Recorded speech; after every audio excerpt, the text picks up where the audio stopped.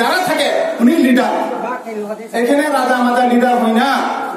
আমি রাজার জিজ্ঞাসা করতে চাই, 5 বছর যখন সিপিএম আইছে তখন আপনি কই গেল? 5 বছর যা আপনি ছুটো, আমি মানলাম।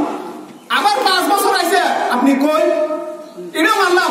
আপনি রাজনীতি বুঝে না, কিছু বুঝে না, যা মানলাম। তো আপনার মা তো মাতার বাড়ির বিদায় হয়ে জিতছেন, আপনার মা কি রে কইছে না তখন?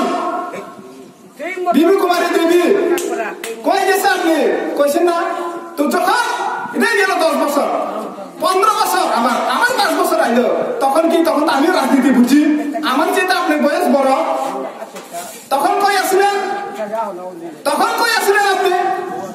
মানুষ কি বুঝে না? আমার দেখাই যেত না। আবার গেল 20 বছর, আবার 5 বছর কই?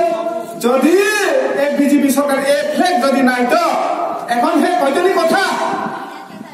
যদি ধরো আবার সিপিএম যদি আইতো, হেরা কোনোদিন বাইর হইতো না, হেরা ভিতরে যোগ্য থাকতো। জানেন না এটা? এই রাজা আমরা